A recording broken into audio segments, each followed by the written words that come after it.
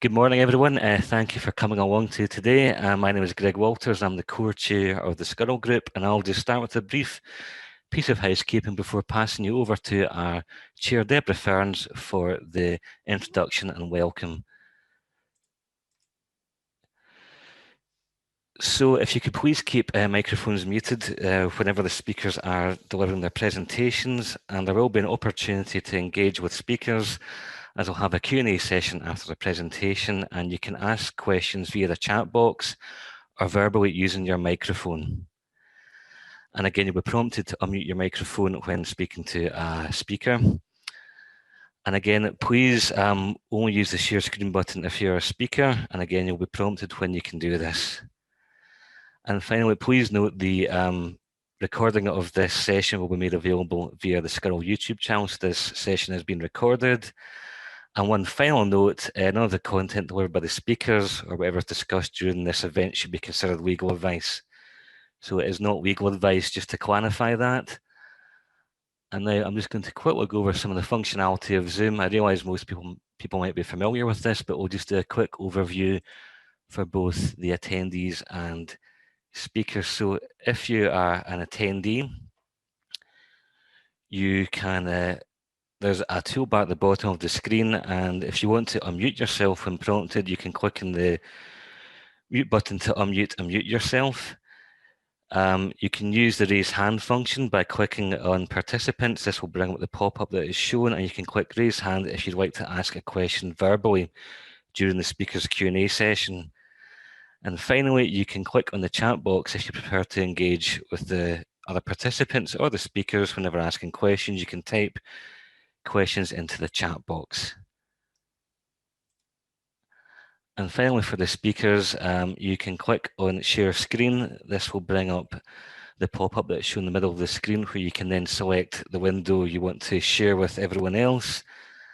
And finally, you can then click on, sorry, I went forward there. Let's go back a second. You can then click on the stop share button when you're prompted. So that goes over a brief piece of housekeeping. I'm now going to pass over to Deborah Ferns for the welcome and introduction. So over to you, Deborah. Welcome to today's SCURL Copyright and Legal Issues Group Summer Conference. We have what I'm sure you will agree is a fascinating panel of speakers this morning. We're happy to be joined once again by Chris Morrison from University of Kent and Dr. Jane Secker, City University of London. Jane and Chris are passionate about copyright literacy, and I'm sure many of you will have been tuning into the regular Copyright in a Time of Crisis webinars, which Jane and Chris have been organising with ALT since March last year. Today they will be talking about communities of practice and the ALT Copyright and Online Learning Special Interest Group. We will be hearing from Dr. Emily Hudson from King's College London on copyright exceptions for libraries and educators, and she'll be giving us some advice and an update on that topic. Emily will be followed by a presentation from Hannah Pineman, the Scholarly Communications and Research Support Manager at University of Essex, who will be introducing us to Copyright Doe and asking whether online sessions can keep the fun of in-person gamified teaching. Finally, John Kelly, the law subject specialist at JISC, will round off the morning by telling us about website accessibility regulations and what needs to be in place. I think the number of participants seems to, coming into the session, seems to have slowed down. So I think I'll now just hand over without further ado to Chris and Jane, if you're ready. So thank you very much for having us. We were here this time last year. In moving the window, have the slides disappeared? Nope, still there. Okay, so we were here this time last year talking to you about our webinars. So I'm Chris Morrison from the University of Kent. And I'm Jane Secker from City University of London. And yeah, we run the copyright literacy website. Yeah, so I have clicked to the next slide. Can you see that? No. No, I know this always happens. Right, I'm going to reshare the screen again. And there we go. This is me and Jane around this time last year, or this was in the summer, isn't it? So we are, as Deborah said, very passionate about copyright literacy. And we're going to talk to you about where we've got to with thinking about communities of practice and developing that, and developing the copyright and online learning special interest group. Yeah, so as Jane said, we run the website copyrightliteracy.org, which many of you will be familiar with. And here is the archive of the webinars that we've been running, the copyright and online learning at a time of crisis, that we've now rebranded as copyright and online learning at a time of uncertainty. I think we can all agree it's a fairly uncertain time, but communities are really central to getting through this period. Yeah, so just to tell you a bit about the webinars, I think when we spoke to you last year in June, we'd probably run about 8 or 9 webinars at that point. We've actually run 38 webinars since March 2020. We've been doing them pretty regularly. We went from a weekly schedule down to sort of fortnightly. We tend to run them now at least one a month. But we've got a schedule up on our website, and yeah, 38 webinars with a huge variety of topics. The number of views on the webinar page continues to rise. It's pretty much one of our most popular pages on the Copyright Literacy website. And that's because that's where you can get access to all the previous recordings, as Chris mentioned. And you can get slides and all sorts of things. We've seen, we were kind of estimating a bit how many people come to webinars. It's definitely varying, I'd say, depending on topic and depending on the time of day, whether people are off on their holidays or something like that. But we've set averaging around 60 participants. What we have seen, though, during this same time is that there has been a growth in the membership of the List Copy Seek community. So this is the closed mailing list. I think quite a few of you are probably on this list. People do drop off the list as well as they change jobs, as they change roles. But we've actually seen quite a growth in the last year of people requesting to join the list from quite a wide variety of backgrounds as well, not just your regular copyright specialists. And we certainly would partly, you know, wanting to run these webinars because if you have a look at the traffic on List Copy Seek for the period March to December 2019 compared to 2020, there was double the number of posts last year. So we're probably going to continue to do some further analysis of what's going on and how people are getting support. But I think what's really clear is that there is a growing demand and a continuing demand for, sorry, I do have my window open and there's quite a lot of noise, apologies, for copyright advice. We will be putting out a survey quite soon, so we'll say a bit more about that in a moment, about the webinars if you've taken part in them, because we're very keen to get feedback. Yeah, absolutely. So what we're going to be talking about today are how copyright and maps onto the concept of communities of practice. And that's a term that Jean Love and Etienne Wenger coined in the 90s. So Jane is going to talk us through what communities of practice are, and also get some input from you into your experiences and your understanding of how communities of practice operate. Yeah, so I guess what I'd just like to hear, and if you could pop that into the chat, how many of you are familiar with this term? Meaning you've heard it and you kind of know what it means. If you could just tell me yes if you are, and maybe no if you're not so familiar, that would be really helpful. I know the term communities of practice is bandied about quite a lot. Okay, so I'm seeing a bit of a mixture.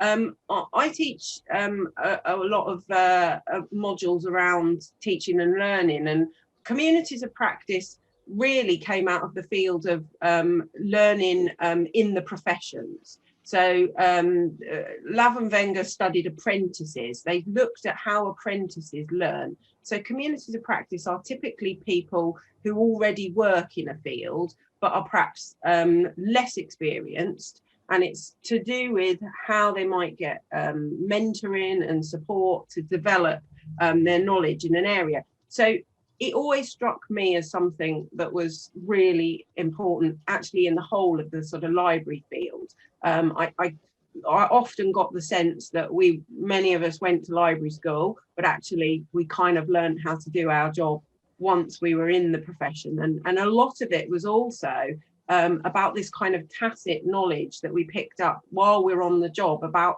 how things work. You know, there was only so much theory you could learn at library school, and actually the reality was that much of what you did was shaped by the community that you were working in, whether that's the organisation, but also the kind of broader, particularly those of us who work in academic libraries, as I used to, but the kind of academic community as well. So really what you have to have, a community of practice, you know, is not just this sort of idea that, oh, well, there's people working in a field, thus they must be a community of practice. There does have to be this very clear shared area of interest. There has to be the community that exists and meets and talks to each other in some sort of way, because discussion is really, really at the heart, I guess, of this. And then there has to be a practice. And this, as I say, to me, particularly when I started thinking about how we learn to be knowledgeable about copyright, this theory really, really resonated with me. I use it a lot with staff in health sciences, particularly, talk a lot about communities of practice, those who are teaching clinicians or people who are working in the NHS. But you know, this is applicable to all sorts of learning within professions. So what I want to do is just explore a couple of sort of myths and facts about communities of practice, using some of the work that's on Etienne Wenger's website. So what do you think to this statement here? That true communities of practice are informal. So what do you think? Do you think that that's true, or do you think that that is a myth? Is it a fact or a myth? Do you want to pop something in the chat, anyone? Anyone want to hazard a guess whether they think it's always a formal thing to have a community of practice? Just give everyone a moment. Okay, Louisa said informal. Simon's guessing it's a myth. Erica's saying both. Informal works better. Okay, that's really interesting. Well, let's have a look at what the kind of experts say. So it isn't actually true that they are always informal, but I think what many of you have kind of said is, you know, that they are often quite informal. But there are formal communities of practice. They can be used intentionally within organisations. They don't tend to be called communities of practice in sort of the world of business. They're often like a kind of network or something. We have a lot of staff networks at City, and I think that those are communities of practice. But I think, you know, within an organisation, they do tend to go through some sort of formal process to be recognised as such. So I think there's just an interesting mix of the formal and the informal when you think about a community. And I think that many of them can start quite informally. But as you'll see when we talk about our group, having that kind of formality actually can help give it more of a sort of status, I guess. So yeah, we've got something useful there that Wenger sees them set out on a continuum. That looks, yeah, that's a really useful reference, Dennis. Thank you. Okay, next fact or myth, that there are no leaders in a true community of practice. This is actually something Chris and I spent a lot of time thinking about when we were sort of formulating our ideas about communities of practice and how we thought they might work in the copyright space. Do you think that's a fact, or do you think that's a myth? Myth. Alison thinks it's a goal, but it rarely happens. It's a myth. Yeah. Again, seen on a continuum. Yeah. So if we get the Louise is hedging a bet. Okay, Chris, give me the answer. So it's mostly false. So there is something that, you know, that you know, there is a sense it's meant to come from the community, but I think what's really important is that sometimes decisions do need to be made. There needs to be certain things in place, like strategic conversations need to be had. So you don't necessarily call them leaders, but I think what a community of practice really does need is people that are able to give it guidance and to facilitate and to coordinate, because without that, it's just a kind of group of people that come together and nothing really ever gets decided. It is also about the recognition as well, and you know, there I think it can be quite important. Okay, let's go on to our next one. You might be getting a bit of a theme here.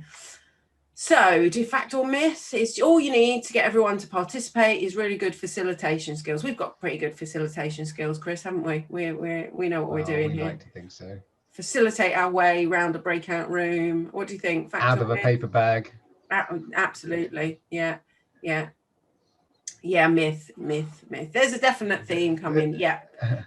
Give them the answer. So facilitation is obviously massively important here, but I think what we have to think about with the community, and we'll think about this in terms of copyright, is why people might not participate. So the kind of core thing is that the domain's got to be really relevant and a priority to members. So I think what we've seen in the last year is how copyright has suddenly become a much more core area of concern for many people in the library world. Certainly that's what we've observed. If you've seen something different, we'd be keen to hear. But I think what needs to happen really is that there has to be a recognition from your organisation about, well, why would you get involved in this? And I think that there has been a kind of clear sense that this is an area where libraries can work together, that we can share experience, that we can make decisions more quickly if we're able to collaborate. So members get to see the results if they participate, that it's not just about asking a question on List CopySeek and having an expert tell you, you know, that actually we've got all sorts of people chipping in, but that does need some sort of facilitation, which I guess is partly what we've been trying to do with our webinars. Okay, last one. Yeah. Oh, sorry, Chris. I was going to say, this is the final question, isn't it? Fact or myth, there is a technology that is best for communities of practice. Yeah, we thought this was a really important one, and these are all there's loads more of these on their website as well, so we put the link at the bottom if you want to read up more. It's a great introduction to communities of practice on the website. And feel free to add a comment relating to this, because I think as people are picking up, there's a sort of myth or mostly false theme to the answers here. But just your thoughts on this area before we flash up Wenger and Trainer's response. Do you need technology? I think at the moment we do, but otherwise we'd all be, well, we could all send each other letters, but I don't think that would really work. We could switch Zoom off and we could see how well we get on. So shall I reveal the go for it. Yeah. Now this is really interesting because I was searching quite a few years ago about what was the best technology to use to support a community of practice, because I felt, you know, it couldn't just be about the meetings that you had when people were in the room, and I had this sense that List CopySeek was potentially a community of practice, but my feeling was a listserv the best technology for a community. But actually, what the kind of experts are telling us is, well, there isn't necessarily a best technology, and actually just because you've got a really good online platform doesn't make a community of practice. You've kind of got to have the community there in the first place, otherwise it's just, you know, a site with tumbleweed on it. And so it's only as useful or as good as the tool or technology as the people who use it. So in some ways it kind of doesn't matter, and I think that's where I've come around to feeling that actually having a listserv and having List CopySeek is actually probably serving the purpose that we want, rather than some all singing, all dancing platform where we can all go on and create little profiles of ourselves with funny sort of animated cartoons or something. So yeah, a forum is simply a forum until it becomes occupied by a community of practice. And I think that's definitely something worth bearing in mind, that, you know, that in some ways, you know, these are just tools, and I think that we do need to kind of continually question what we're doing. Yeah. I'll hand back to Chris, and I'll just have a catch up with some of the questions in the chat, because yeah, it looks like some good there's some good stuff coming through, and Dennis clearly has been thinking a lot, or is very much aware of what communities of practice are about. So we just wanted to share our view of where we are in terms of the UK higher education copyright community, which is where we find ourselves. So we've made reference to this CopySeek, which is where most of the day-to-day traffic, people answering questions. It's been established for many years, and we saw Alison making a comment earlier on about a local community of practice that she'd set up in the southwest of England.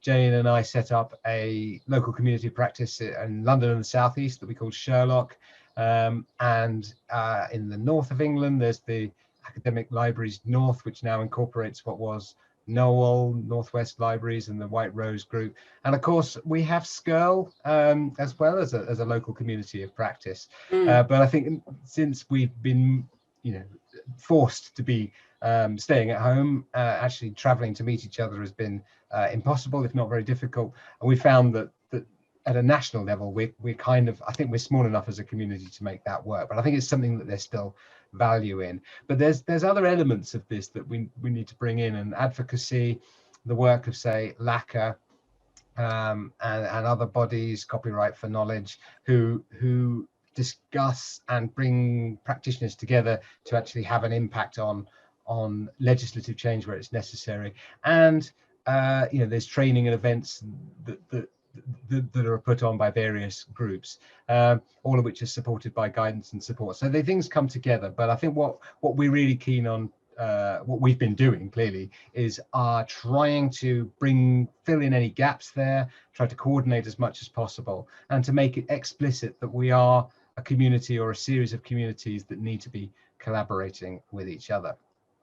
So I mentioned the University of Kent Copyright Literacy Strategy. For those that aren't aware of it, this is something that we launched last summer, and this is an institutional document that actually does have elements of this community of practice concept in it. So we have an overarching vision that by 2025, people working and studying at the University of Kent will feel confident in making informed decisions about using copyright material, and will understand the role that copyright plays in innovation and creation of new knowledge. So I'm just dropping the link to the strategy in the chat. But the thing I wanted to point out here was that we've got this specific activity in here to develop a network of staff whose roles involve advising on aspects of copyright law to identify opportunities for education, training, and communication. It recognises that copyright often has to be addressed in context and alongside other issues. So the way that it's working at Kent is it's not the same thing as the national or the local copyright communities of practice, where we've got people whose copyright is a kind of key core part of their role. It may be that I'm setting up sessions, discussions with people who are accessibility people, or they are innovation and enterprise people, or they are special collections librarians, and we're arranging it on a topic by topic basis. It may be that this is more of a community of interest or a community of inquiry that I'm talking about, but nonetheless, this approach to having people sharing experiences and sharing their expertise and their perspectives is really making a difference to people at Kent. So I think this is a good example of how it can work.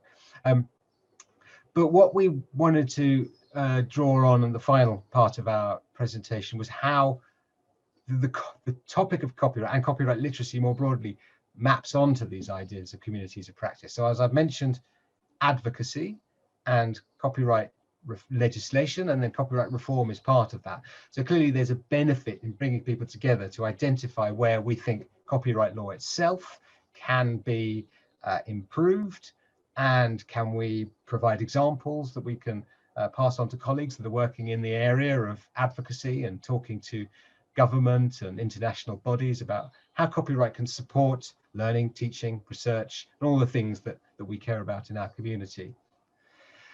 But over and above that, I think there's the thing that Jane's been talking about here is that communities need to come together to share interpretations.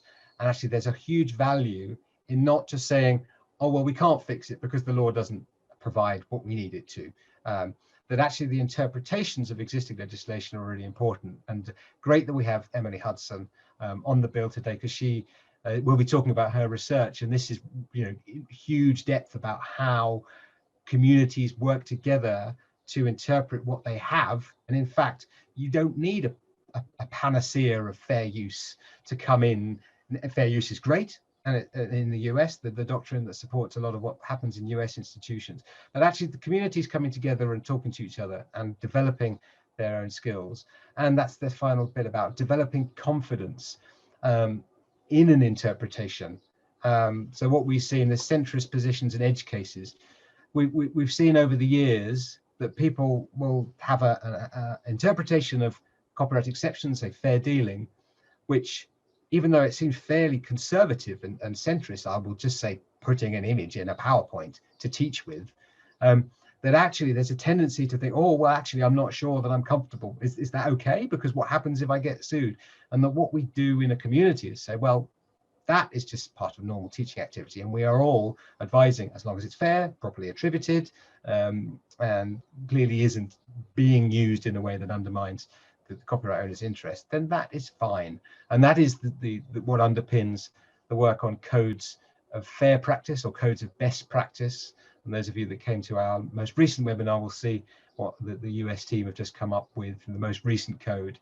And that those codes and the work that we do are all based on communities coming together and sharing interpretations and, you know, consolidating what is regarded as fair and usual, but it's still got that element of tacit knowledge, because these things are difficult to write down as clear black and white. And that goes back to that initial thing about legislation, that you can't pin the legislation down to say exactly this is right or this is wrong. In fact, you don't want that to. You want there to be the flexibility for communities to be able to come together.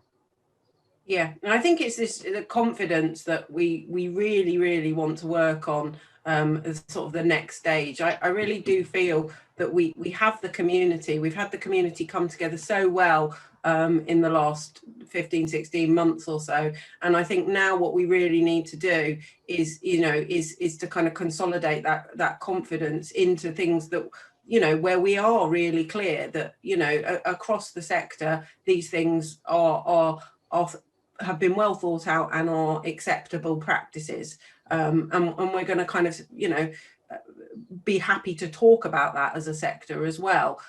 So we would really like to kind of hear from people about ideas about how we do that, whether it needs something formal that's actually written down as they've done in the US with the codes, and how people think about that, and what sorts of organisations might need to get involved to kind of come behind that as well. And I think what's really important actually is that this is about what the community thinks, and the community here is the higher education, you know, the copyright library community. The community isn't about bringing in people from industry or, you know, who will kind of sanction what we're doing. It's what the community actually have agreed are the established norms in the field.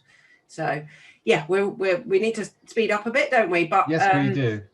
I think what we're really hoping is that one of the really important bodies that could take this forward, because a lot of what we're talking about is how copyright works in the online space, is our new alt special interest group. If you haven't heard about it, where have you been?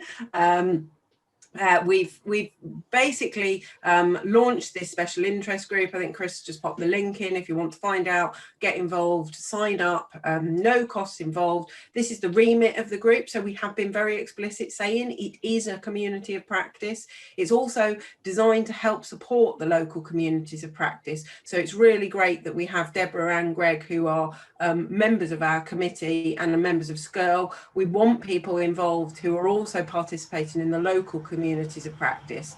It's looking really to develop and recognise copyright expertise within the educational community and to advocate for copyright literacy. But it is a special interest group of the Association for Learning Technology. So we are also supporting their broader, more strategic aims, which we immediately can identify with the idea of, you know, participation being open, collaborative, innovative, etc., etc. Just so you can see who's put themselves forward. This is our committee at the moment, and we are setting up all sorts of working groups and things. So if you want to get involved, then please drop us a line after today. But we've got many fabulous people, you know, who. But it's not a closed list. I mean, this is, if you want to get involved in what we're doing, as you can become a member of the group, and we're always, as we say, communities. It's people doing the work, people doing the practice, and then we need people to join us and get involved. So here's some pictures of the committee. But we are working on a number of areas of activity. We've got some events coming up that we've spoken about in our webinars and that we'll be putting on. But things, if you're interested in accessibility, ethics, creating teaching resources, on the code to fair practice that we were talking about, all these areas.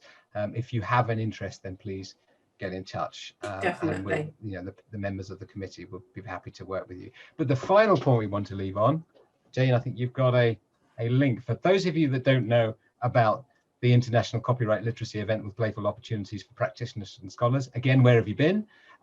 It's coming up. It's coming up. I'm on message. 1 week's time. I'm on message. It is our online conference for playful, creative approaches to copyright education, and it's going to be brilliant. It's going to be excellent. And what I've just popped into the chat is the early release. It's not totally final, but of the program with the abstracts and the details of all our speakers. We're going to do a bit of a launch of that later on today when I've completely tidied it up, moved a few things around, but just for you, the page is up. And there will be karaoke in the evening. Oh yes, so that's going to be a lot of fun. Yes. So that's our credits, that's our references, that's us done. Half an hour, I think it was. Stopping sharing. Thank you very much for your time. Thank you very much, Jane and Chris. Perfect timing. I think there was a few questions in the chat. I don't know if anyone else has any questions they want to pose at the moment, but obviously continue to put your questions in the chat as we go through the morning. I would like to now welcome our next speaker. So Dr. Emily Hudson is Reader in Law and Director of Undergraduate Studies and Chair of Assessment at the Dixon Poon School of Law at King's College, London. She has a particular research interest in copyright law and is the author of the book Drafting Copyright Exceptions from the Law in Books to the Law in Action. So Emily is going to talk to us today about copyright exceptions for libraries and educators and focusing on advice and an update. I'll hand over now to Emily if you're ready. Yes, I am. Thank you, everyone. So this morning, what I could have done was just said, there are no prepared remarks. I'm just going to take questions. That would be a high risk option. It may require a fair bit of padding to begin with whilst questions come in. So instead of just launching straight into Ask Me Anything about copyright exceptions, I'm going to warm you up with some prepared remarks, but I will be looking at the chat throughout the next 35 or so minutes. So just if there's something you want to know in particular about fair dealing, but about other exceptions as well, do just ask questions in the chat. For the purposes, though, of the prepared remarks, I'm going to just situate where I think exceptions fit in with the copyright system and the sort of mindset you should be bringing to analysis of exceptions. I'm going to talk a little bit about fairness and what fairness has meant in the case law. I'm also going to talk about a US case and think about how some of the arguments in that case would play out in the UK context. So that's the plan for the prepared remarks. So let me get into it. And I should add, there might be slides that you wish to screenshot. I'm happy to make them available to SCURL after the event, but you may wish to have your screenshot function handy if you want to get some of the details of the slides. So my starting point relates to the role of exceptions in the copyright system. And I've said, and others like Jane and Chris repeatedly say, that it's important that exceptions be given a meaningful role in our copyright practices. And I just want to pause on that point. This is not just us making this statement because we're sort of looking to sort of give a bigger role for exceptions than they have been actually designed to serve. In contrast, I think when you look at the copyright system, exceptions are the place where important balancing takes place. What I mean by that is that copyright law is seeking to respond to needs of various different entities and individuals. So new creators, existing creators, publishers and distributors, researchers, educators, librarians, the general public, etc. And there are a number of ways it might seek to accommodate all the different interests that copyright implicates. So what it might do, for instance, is say we're not going to protect many works, but those works that are protected by copyright are going to get really, really strong rights. And in that system of not many works being protected, giving them strong rights and having few exceptions may work as a system, because there's lots of channeling done at the initial stage of subsistence, what is protected, which means that provides that balance that I've spoken about. That is not the approach copyright takes. So copyright has quite easy to fulfill subsistence requirements. So lots of works are protected for a very long duration with broad rights as well. So taking small parts of works can be infringing, using hyperlinks as a communication to the public, and so on and so forth. So in that world, it's exceptions where we get that balance. So just really want to emphasize this point, that giving a meaningful role to exceptions is not doing something that sits awkwardly with the system. It actually fits in perfectly with how the copyright system has been set up in the modern era. Furthermore, the second starting point, that higher education institutions and libraries and so on and so forth should not be unduly cautious or avoid reasonable interpretations of the law. This reflects the concern that once you entrench certain workflows and cultures, they can be self-perpetuating, even if not legally necessary.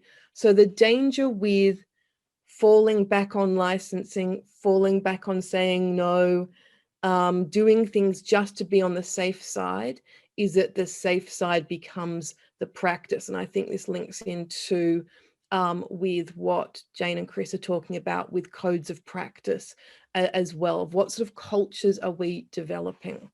So that's my sort of starting point to sort of in terms of what I see as the role of exceptions.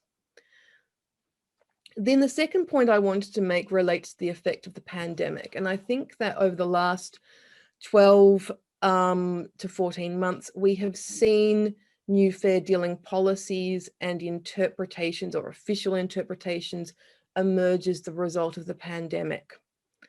But what I believe strongly is that many of these interpretations do not depend on the pandemic for their legal gravitas. That is what I think has happened with the pandemic, is we have these interpretive norms that are emerging and growing. So people sort of exploring new interpretations of fair dealing, perhaps pushing back the boundaries a bit.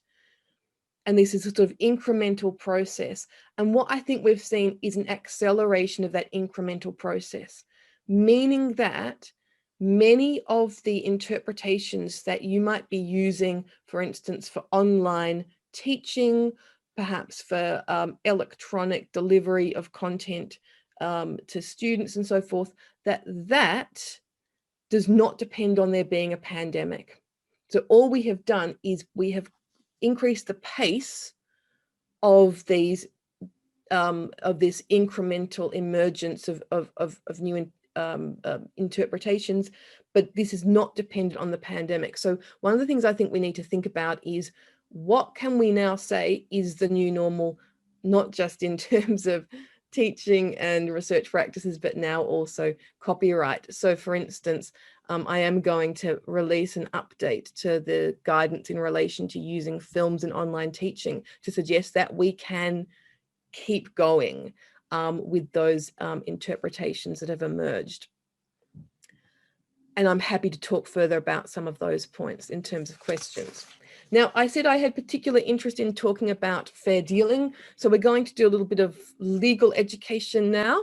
And so the coming slides going to focus in particular on two fair dealing exceptions. That said, just by way of introduction, we have in the UK fair dealing exceptions, where in order for a use to fall within one of those exceptions, the use must be fair, it must fall within one of the fair dealing purposes, and meet any other statutory requirements. So some of the fair dealing provisions, for instance, might say that a sufficient acknowledgement is required. Now, I've seen a question on the chat from Alison Davidson in relation to the main difference between UK fair dealing and US fair use. So Alison, this is one of them. There's a couple which come to mind, but this is one of them, which is that the UK approach is purpose specific. So you must be within one of these purposes. If there is use that is not within a purpose, a recognised fair dealing purpose, no fair dealing. Do not pass go and do not collect $200. And it doesn't matter how fair it is if it's not within one of the purposes. That said, Alison, I believe that these purposes, when given a sort of a large and liberal interpretation, which is what they demand, that in actual fact, they cover a lot of what fair use does. And in fact, one of my other arguments is I think in some circumstances, they might do it better. And I'll explain why I think we actually may in certain instances be in a better position than the US. So let's talk about quotation and education. And we've got two screens, which is statutory text. Just to remind you of the statutory language, it might also help prompt questions you may wish to have about what any of these limbs mean, how you apply them, and so forth. So the first exception I just wanted to draw your attention to is quotation. This is one of the exceptions introduced in the 2014 reforms. I've actually, in the case study that I've got in relation to the United States, we will apply the quotation exception. So we'll come back to this language shortly. We then have the section 32 illustration for instruction provision, which I think, again, there's been a sort of lot of movement in relation to the policies and official interpretations in relation to section 32. So that's the language of that provision. So let's talk about what fairness means.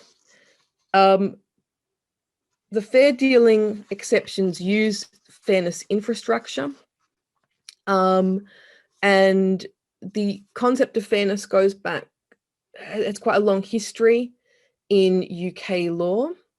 now needs to be seen in light of some of the indications that have come through the European case law from the Court of Justice, bearing in mind that many of those cases remain binding on UK courts, despite the fact that we have now fully left the EU. So I'm going to draw from both some of the traditional British cases and some of the more recent cases that are sort of have been decided in more of the sort of, I guess you could call it, EU context. There are some questions about exactly how the traditional British approaches and the EU approaches, how they interact with one another. But I think my sense of it is that they're both sort of open textured balancing tests. We used the language on the slide of impression and degree. So I think when you look at some of the factors, it may well be that the sort of factors you're applying, the things, your considerations that are relevant are similar, whether you apply the headline tests and statements from the traditional British case law or the EU approach. I think we may end up pretty much in the same place. So I'm going to focus then, rather on the headline test, I'm going to focus on the sort of factors that have been relevant. And I've put on the slide, you may wish to screenshot this, the sorts of considerations that have come from the case law. We might also just use a few examples to illustrate this. So in terms of the, in particular, the amount taken and how the defendant has used that material, we have, for instance, the Hubbard and Vosper case. This related to a book about the Church of Scientology, which used extracts from publications written by L. Ron Hubbard. This was said to be an infringement of copyright. And we have in Hubbard and Vosper fair dealing being argued successfully. We have a very famous quote from Lord Denning, and I wanted to put it on a slide again for some of you who want to get the details for your own notes, just to have this quote in full, because it really captures this sort of both some of the factors that are relevant, but also this idea of it's a matter of impression. So impossible to define what is fair dealing. It must be a question of degree. You must consider first, and I'll just pause there, the cases don't always apply all the same fairness factors in exactly the same way. So you don't have to consider first anything. You will look at the various factors and think about what's most relevant for the particular context or factual circumstances you're dealing with. But in this particular case, which was a criticism or review case, looking at very much like how many quotations from the source text have been used.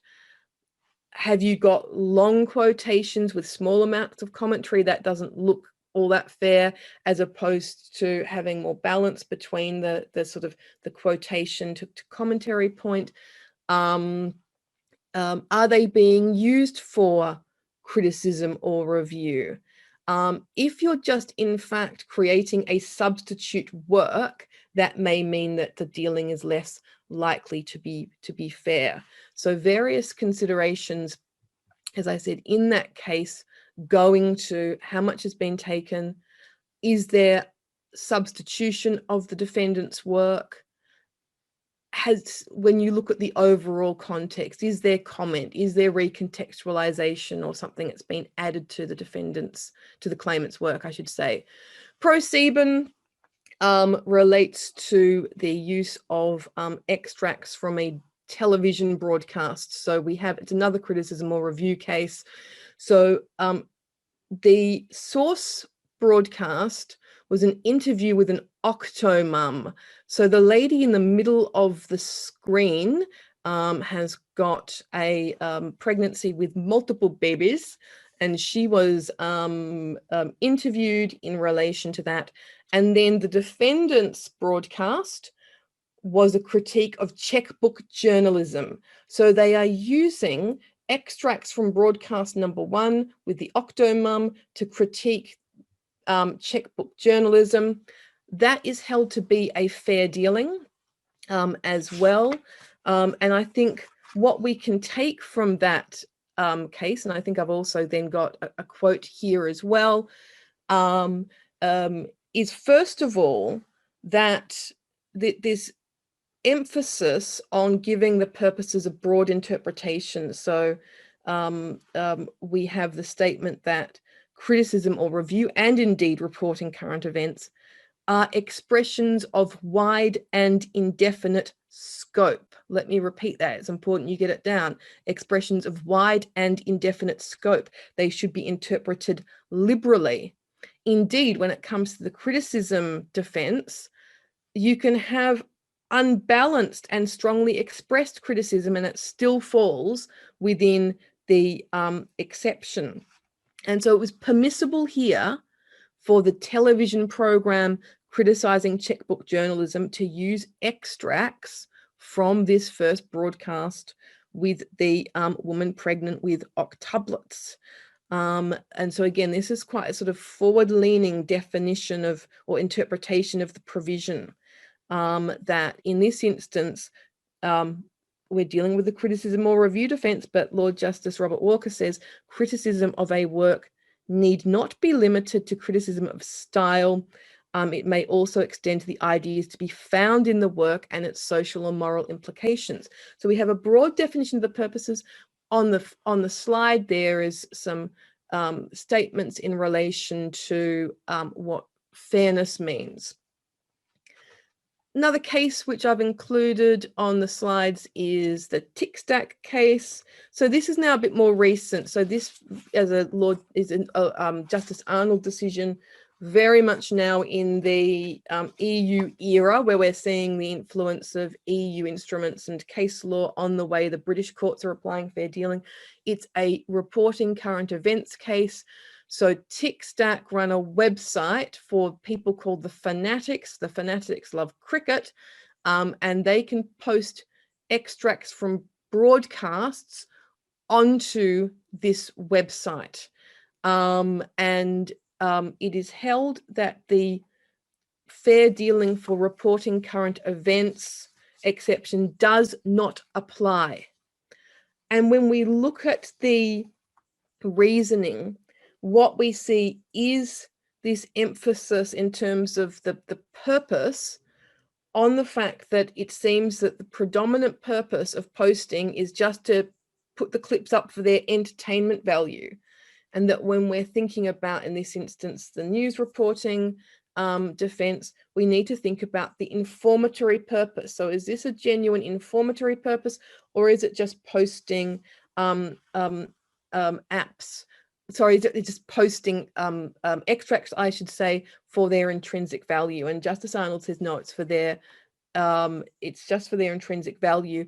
And this then leads to certain conclusions in relation to fairness. So for instance, if you have all these clips on this website of all the best bits of the match, and I love cricket, but I know that you are sitting through a fair bit of people just defending balls away and not doing very much, particularly in test match cricket, which is a sort of game of very long-term game of chess, that the Fanatics website could actually, because it provides some sort of near live highlights, whether that could substitute for various ways in which cricket commercializes its broadcasts. In terms of the amount taken, although each individual clip might be qualitatively short, the sheer volume of clips meant that there was too much taken. So we can see in that instance sort of application of these factors, as I said, in an EU backdrop. But I think we still do see these underlying considerations coming through. And the final case I might just mention is Hyde Park and Yelland, which is an interesting one, but I think illustrates a couple of themes. On the one hand, it's a bit of a depressing case in terms of, I guess, both the subject matter and also the outcome. The subject matter is that the Sun, and you can see this in the middle of the slide, the Sun published an article seeking to push back against statements made by Mr. Al-Fayed after the deaths of his son Dodi and Princess Diana of Wales. Al-Fayed was making various claims in relation to the relationship between Dodi and Diana. He was in particular saying that they had just days before they died, they'd visited this property in Paris called Villa Windsor, and they talked about getting married there. And the son was was pushing back against this. And one of the things it did was it challenged the proposition that they'd stayed at this property for a number of hours by saying, we've got CCTV footage which shows when they arrived and when they left, and they were only there for like 30 minutes. And they actually published the stills in the newspaper. So that's in the center of the page. And the question is this a fair dealing? And the answer is no. And one of the key reasons in the judgment is because the use was excessive. It was not necessary in order to make the point about the arrival and departure times of Dodi and Diana to publish the stills in the newspaper. And it was interesting in this case that was in the Court of Appeal. The trial judge, who was Justice Jacob, said the test of fair dealing isn't necessity. It's not necessary dealing, it's fair dealing. And he actually would have held that there was a fair dealing. But I think too, when we look at the broader judgment in Hyde Park and Yelland, one of the things to bear in mind is I think the judges were not all that approving of the journalistic practices of the Sun. So I think in thinking about the use being excessive, I think this also needs to be seen in the backdrop that the Sun's practices were seen as, one, just trying to increase circulation because everyone had a pure interest in seeing as many photos of Dodi and Diana as they possibly could. So it's just to try and increase circulation. And two, there was some dishonesty in the way in which the materials were obtained. So I think we do need to understand that backdrop, but it shows an important point: be a likable defendant. And I think that libraries and universities tend to be likable. Doing education, facilitating research and so forth is a likable defendant. The Sun is not a likable defendant for reasons I don't need to go into any further. So final point, and I'm just looking at the chat to see if there are to see the questions coming through, but I might just finish this off and then maybe answer any questions that have come. I'm going to focus on this case against the Met, which related to this photograph on the right of screen. So the action is brought, so this is a United States case just to emphasize, against the Met by Larry Morano, who took a photograph of a chap called Eddie Van Halen, member of rock group Van Halen, playing his Frankenstein guitar. So somebody can put in the chat all the guitar references to this and the rock references. And I've actually given you on the left-hand side the sort of context in which this photograph appears. So we have an exhibition, Play It Loud, Instruments of Rock and Roll. This Frankenstein guitar is one of the items in this exhibition, and we have some information online about the guitar, including, as you can see, some little photos you can click on, one of which is the photo of Mr. Van Halen playing the guitar. This is held to be a fair use. So the United States court says this is a fair use. And I'm going to take you through their reasoning, and then I'm just going to tell you how I would approach this from a quotation viewpoint. What the US court says is that this is a transformative use. And this goes back to the question that was on the chat about the difference between UK and US law as well. So they really emphasize transformative.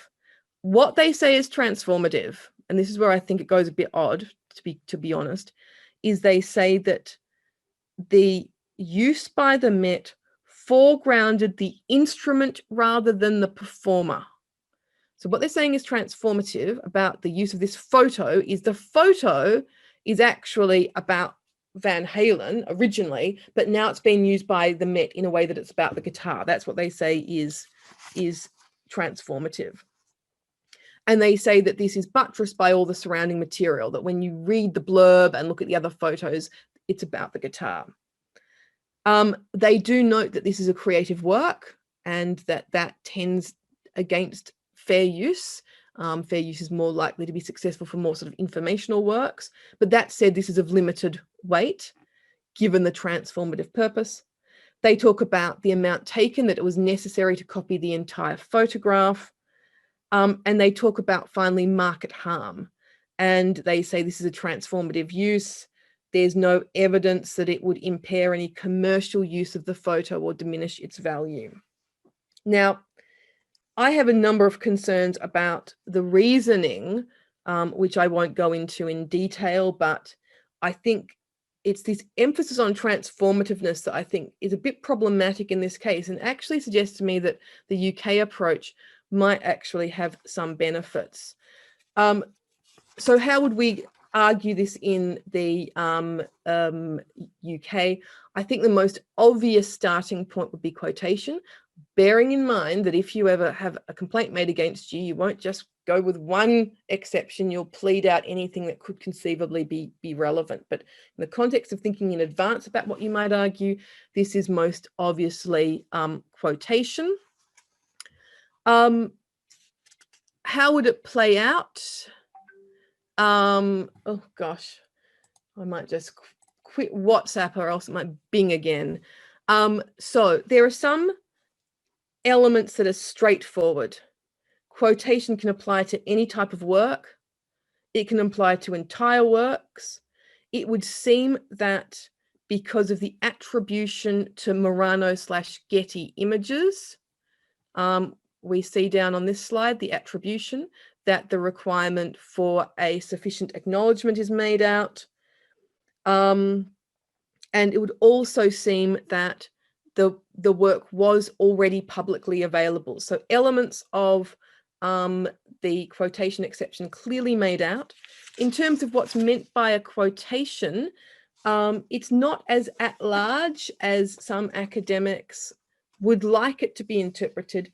Nevertheless, drawing from this case law from the Court of Justice, we have these ideas of what is a quotation? Well, it illustrates an assertion, defends an opinion, allows an intellectual comparison to be made.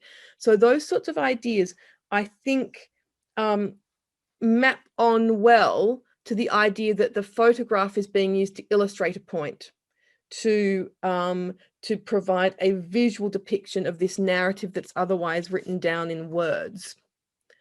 Then continuing on, we have in terms of proportionality, which is one of the requirements in the quotation exception. I think that limiting the size of the image, placing restrictions on downloading, those will help bolster all the arguments that the use must be proportionate. And finally, there's a requirement that the use must be fair. And so we might ask, are we harming the market? Is the use derogatory? And if we get answers to no, then I think quotation applies. And I think, but without this really tortured argument about foregrounding guitars rather than people, I just think it's a better set of arguments. So that's everything I wanted to say in terms of prepared remarks. I might just go back and have a look at the chat. And also, and I might keep my slides up just in case I need to go back to them. And obviously, if there's any hands up, I can't do everything, but I don't know, Deborah, if you can handle anybody who's put up their hand. Otherwise, I can just sort of talk to some of the points in the chat. Also, do you need me to take a break before 11 so that people can disappear for a moment? Because I had 40 minutes, but also, if you do want to take a little break, I can pull up stumps early. In terms of going back to that question from Alison about UK fair dealing and US fair use law, the second thing I would add is the emphasis in some US cases of transformativeness. And as I said, I think at times that can produce some tortured analysis.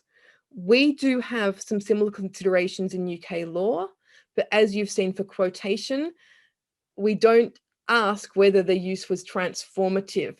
we ask instead some different questions about whether it illustrates a point, whether there's a sort of intellectual engagement going on. In relation to pastiche, which is another exception in the UK Act, I don't think you need transformativeness at all. So I think we also have that difference about transformativeness really having become quite central in US fair use analysis, and we don't have that similarity here. I've got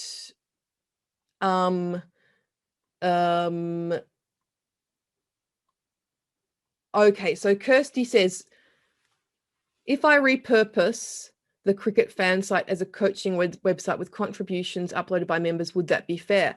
Well, Kirsty, that's okay. So what you then need to think about is, first of all, which purpose? So which purpose would Kirsty's use fall within? I'm actually going to reverse up the slides. I'm going to go with section 32 on the basis that what you're doing is coaching. Coaching is education. There is no requirement in section 32 that the education is done by an educational establishment. It just needs to be instruction. So we might try and see whether or not there's an argument about that could fall in here. And I think at this point, so there will be a requirement for a non-commercial purpose. And one of the things to bear in mind is, just because the people running the coaching may take fees from the cricketers does not mean that the use is commercial. So you need to draw a differentiation between the immediate purpose of using the extracts. You can have education which is done for a non-commercial purpose, but by an entity that is itself commercial. So the mere fact that you might get some sort of, kids may pay, or their parents, actually kids don't get money themselves, right? Their parents pay. The parents might be paying money, for instance, does not mean that section 32 would not apply. You'd want to think about things like the sufficient acknowledgement. You might want to think too about how broadly is the website available. So for instance, you might say that, it's just going to be available to the people doing the coaching. Make sure there's plenty of sort of commentary and tips. But that's Kirsty, that's just how I would approach your question. But the sort of reasoning process involves trying to discern the process, then looking in detail at the text of the relevant provision or provisions that you think might be applicable, going through them, thinking about, have you met all the other limbs? How would fairness play out? So Kirsty, that's the process that you use at a higher level, and then you can just insert whatever fact pattern is in. Chris has given if you're bored with me, you can watch a YouTube of the eruption solo, whatever that means. We've then got happy faces. Okay, then we've got, if making an image available in the public, available like a thesis, a published article, is fairness harder to justify if the rights holder is in business of selling images. Okay, so Deborah, this actually is the topic of my latest research project with Professor Tanya Aplin. The thing is, right, the difficulty with the example you give, Deborah, is that we have a whole market for clearing rights in images and quotations, which arguably may never have been required under various analyses of copyright law, but to the extent it might have been, may no longer be required due to quotation. So the difficulty we have now is, how do you allow a new norm to develop of not paying for licenses when there is this permissions culture that predates the new exception? So I think that, Deborah, if it's okay, this might be something which we can return to in the context of this discussion about quotation norms in the publishing industry, because it feels like, I think my sort of answer to you would be yes, in terms of the pressure you might be under but it may be actually no in terms of the law. So we've got this issue about there perhaps being norms and law where the law is actually at the moment ahead of the norms. So there's that aspect. Deborah, did I hear you click on? Yeah, that's fine. No, that's really helpful. You want me to stop now? I've got a few more. I can answer some questions in the chat, or I can do 2 more minutes. If you want to answer the questions in the chat, that's fine. Let me just see. Annette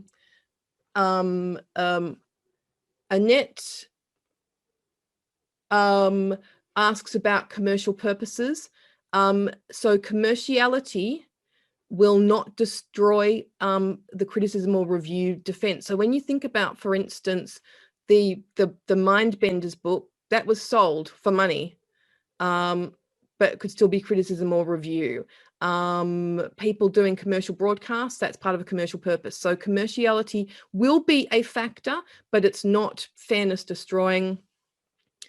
And Greg's asked a massive question about pastiche, which is the going to be, I think, part of my keynote at next year's Ice Pop. So Greg, if you can just hold that for 370 or 80 days, we can come back to it. I'm happy to put a few things in the chat. Yes, and we've got other comments coming up.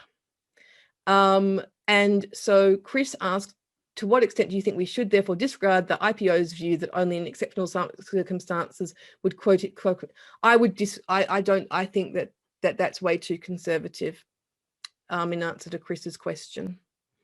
I better stop because it is the end of my session, but I will continue. I'm happy to continue just to answer some questions in the chat and put a few links up, but thank you all for listening, and have a lovely day, everyone. I'll now introduce our next speaker, who's Hannah Pineman from the University of Essex. Hannah developed Copyright Do as a copyright literacy tool for teaching staff and students about open licensing. So she's going to tell us a bit about Copyright Do and answer the question of whether an online session can be just as much fun. Hannah, if you're ready. Great, thank you, Deborah. So hi, I'm Hannah Pineman. I'm the Scholarly Communications and Research Support Manager at the University of Essex. And as Deborah's just said, I'm going to talk a bit about Copyright Day today and think about whether online sessions can keep the fun of in-person gamified teaching. So it's going to be a bit of a different session this morning. I'm going to get you guys to join in. Hopefully that's okay, but I'll explain more as we go through. So I'm just going to share my screen now. And hopefully you guys can all see that. Okay. Yeah, we can see it. Perfect. Okay, so just a quick overview of what I'm going to do today. So first of all, I'm going to explain a bit about what Copyright Do is. Apologies to anyone who has heard me speak about this before, but I will just go through it briefly. I'm then going to talk about why we created Copyright Do and what our aims really were for us when we first set about creating it. Then, as promised, we're going to have a go at playing this new online version that we've developed. It is still new, so do bear with me. But yeah, we're going to have a go and hopefully that'll be a bit of fun. So then you guys can experience why or how it works, and then I'll let you know why we think it works, and maybe you guys can tell me whether you agree or whether you think it works or not as well. Okay, so first of all, what is copyright? So Copyright Do is an interactive workshop activity, or a game, that was designed by my colleague Katrina Sinsbo and I. It aims to teach PhD students, researchers and professional services staff about copyright licenses and exceptions. So within the game, each player is assigned a role at a different stage of their academic career, and we assign the roles using playing cards, so they are kind of at random. The roles are creator, teacher, researcher, or student. As we play the game, each of these roles create a Play-Doh model, and each Play-Doh model is assigned a different copyright license. And again, we assign these licenses based on playing cards. We also have a third playing card for each player, which is a task card. and the task cards kind of facilitate the rest of the game. So within the tasks, the teachers, researchers and students all use the creators' models in some way to create their own model. So they might be influenced by the, inspired by the creators' models, or they might be creating exact copies of the models. So these models and their licenses, along with how the creators' model has been used, then form the basis for discussion around whether this use is okay or not okay, based on copyright licenses and exceptions. And we use these quite deliberately broad terms, okay and not okay, to kind of show to the people that are playing the game that copyright isn't always black and white, as we all know, and that there's a lot of interpretation around it, and try to encourage them to put their own views across. So in order to do this first decision of whether it's okay or not okay, we give all of the players in the game a voting card, which has a green okay on one side and a red not okay on the other. And this aims to allow everyone within the game to express their initial opinion before discussions begin. We then have discussion amongst them, and players are encouraged to use information sheets that we circulate to help them with their thoughts. And the information sheets include descriptions of each copyright license and some of the potentially relevant copyright exceptions.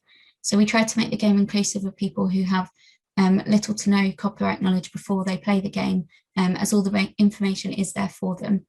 And as the facilitator, the role kind of varies depending on the level of knowledge that's in the room. Sometimes the facilitator can keep quite quiet. Other times they might need to encourage and prompt people to look at specific parts of the information sheet and kind of draw their attention to different things and get them to think about things in a different way. So why did we create Copyright Day? So as we all know, copyright affects all stages of an academic career and really is a crucial part of scholarly communication. But we really needed copyright to be fun. We needed to get people in the door, as we found that with a lot of our copyright training sessions, attendance is quite low and people often aren't as engaged in copyright as we all might be, and find it a bit, I think, almost scary to go and discuss copyright.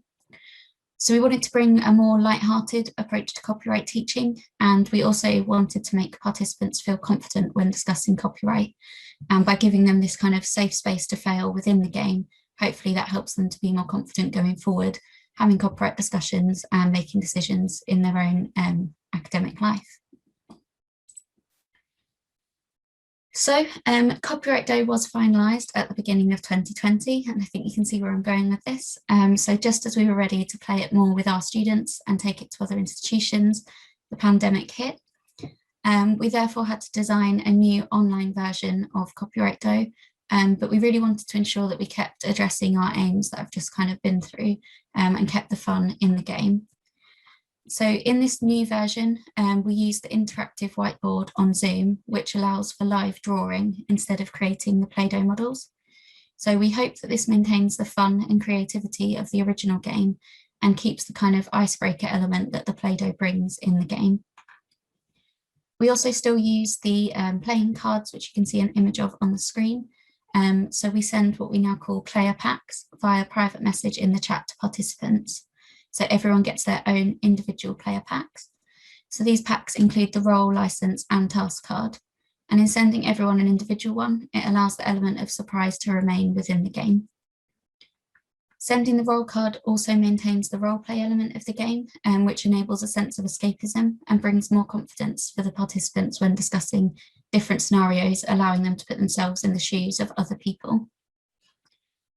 And instead of the okay, not okay voting, we use a Zoom poll to allow participants to vote on okay or not okay, enabling us to still give everyone a voice, even if they don't want to join in discussions, which we have found to be a bit more problematic over Zoom than in person to get people engaged in the discussions.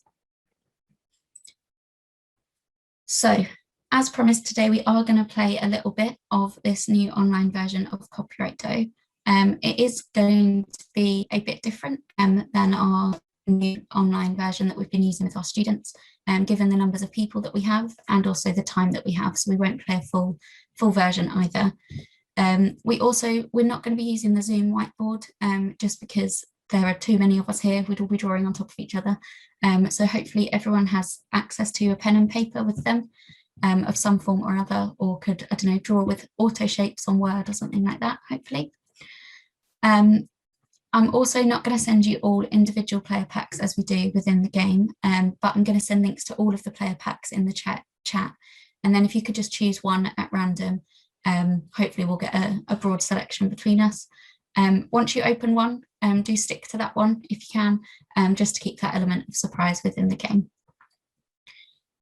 When you get your task card, you'll see that there are 2 tasks. The first task is always to do the drawing, which everyone will do, but there won't be time for everyone to complete task 2, which facilitates the discussion. But I'll just, if some of you are happy to do that out loud, then we'll do that with just a few of you. And the final thing that is different is that we don't have the poll today, so it won't be anonymous voting, but I'm just going to ask you guys to put in the chat okay or not okay, much like Jane and Chris did earlier with the fact or myth. Okay, so first of all, I'm going to send the links to the player packs in the chat. And as I say, you can just choose any of those at random, and you should see there your role, task, and license card. And when I've sent those, if anyone can't access them, let me know, and hopefully I can help. I'll also send a link to the information sheets, which you should be able to access through the chat as well. We'll then have 3 to 5 minutes to complete task 1 individually. And then when we all come back together, some people will then complete task 2 out loud to the group. After each person's turn, we'll then vote on okay, not okay, via the chat and have a bit of discussion. I'll explain all of this again as we go through, so don't feel like you need to memorize it. Just one last thing to highlight, within the player packs, you'll see that in your task 1, it will ask you to create a model. And this is obviously from the original version of the game. Sadly, today we don't have Play-Doh. If anyone does have Play-Doh at home, feel free to create a Play-Doh model. But where it asks you to create a model instead, please just do a drawing. And we are going to change all of our cards for the new online version, but haven't had a chance to do so yet. Also on your task cards, if you see it referring to a blue creators model, you will instead be using these blue creators illustrations that hopefully you can see here on the slide. Okay, so what I'm going to do now is links to the player packs and the information sheet in the chat, hopefully. I also normally have an assistant with me when I'm running these sessions. She's on annual leave at the moment, so bear with while I try and get everything sent across. Okay, so they should see the links to the player packs, and you can choose any one of those. And then I'll just send the information sheets as well. Just give you a couple of seconds to hopefully open one of those up, and anyone let me know if you can't access them at all. I will leave the share screen up because you'll need to see the illustrations on the screen. As I say, if you say see blue creators model on your task card, then use instead the drawings on the screen. So you should have in your player pack a role card at the top, and when we come on to task 2, we'll be reading these aloud, but your role card might influence what you do in your task. Then you'll see the task 1 at the top of your task card, and that will be what you're going to be doing for your drawing. Okay, is everyone ready? Thanks everyone. Hopefully you've all had a chance now to create some beautiful drawings for your task 1.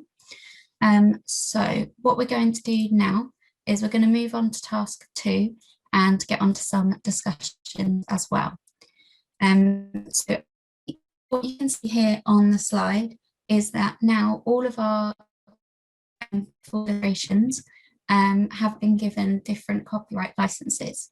So you should be able to see that now that your task might be influenced by the licenses that have been given to the work that you might have been being inspired by. So I'm going to go first with task 2, just as an example, and then if anyone else would like to go after me, that would be great.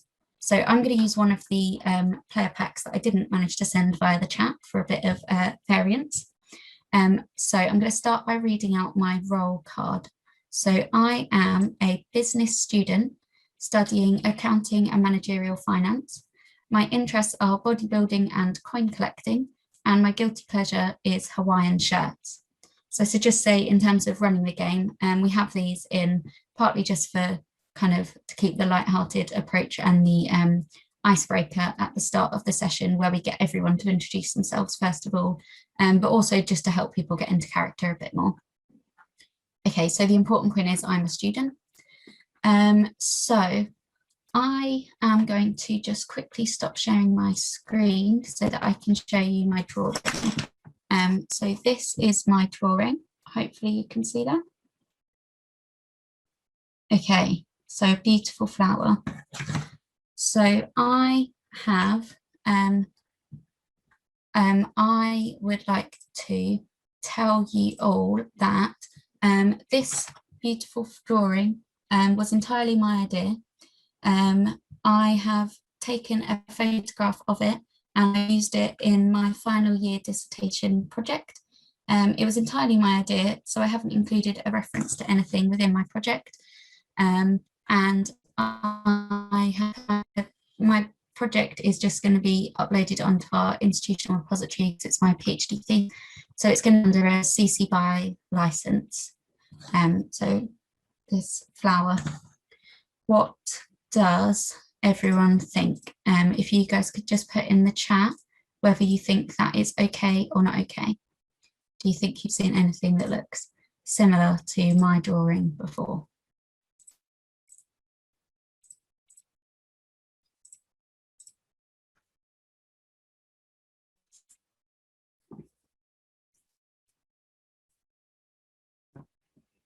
So you can, yes, so do we think it's okay or not okay that I've created this drawing? It looks suspiciously like one on the screen, but I've telling you that it's completely my idea. I haven't had any inspiration from anywhere else.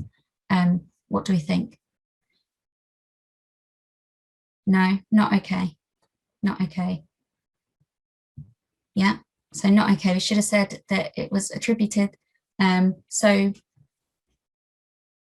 it's not okay. So it would have been okay because the flower on the screen is under a CC BY license.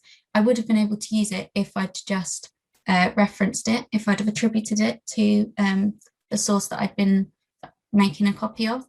But I didn't. I decided not to reference it. I thought that Blue's work isn't that famous, so I thought no one would ever find out. So I just did it like that. But as people are putting in the chat, it's a flower. It's very common. Lots of people could have come up with the idea of drawing a very simple flower like this. So you could argue that it's not an original work.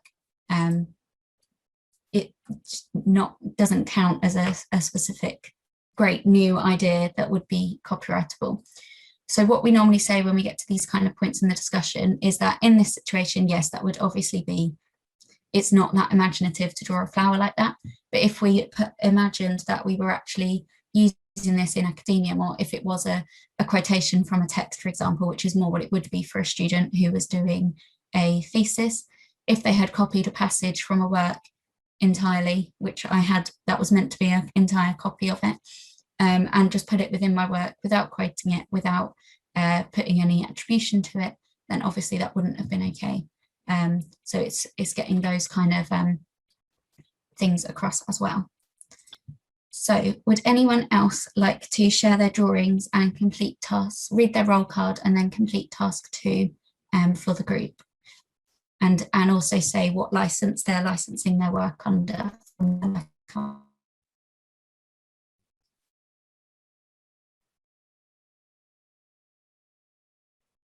It's okay if the answer is no, but if someone wants to be brave, just so we get one other example, that would be great.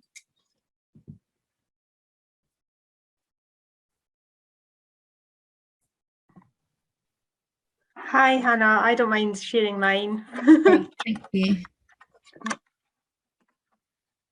This is my drawing. That looks more different to the flower on the screen than mine did, but yeah, I'll let you carry on. Sorry, I'm just finding the roll card, which, sorry, I can't find it just now, but from memory, I'm a historian. Yeah. I'm a historian researching the Tudors. My interests are films, theatre and amateur dramatics. My guilty pleasure is eating Nutella straight from the jar. So I've had a paper accepted for publication and the journal's asking for some visuals to support my argument. So I found the perfect model to use, but I'm really scared to use their work in case I'll infringe copyright. So that's why I've created my entirely different model. It's not really what I needed from a project, but it will do. I wanted to use Blue's model, but since I haven't and I've created my own, I don't think I need to worry about referencing. And I'm going to license my drawing under CC BY NCSA license. Okay, great. So you're a researcher and you wanted to use one of Blue's illustrations for your research article, but you were too scared to use it, so you've created something entirely different and licensed it under a CC BY NCSA, was it? Yes. Yeah. So do we think that's okay or not okay? Do we think Deborah has gone against any copyright license or exception rules?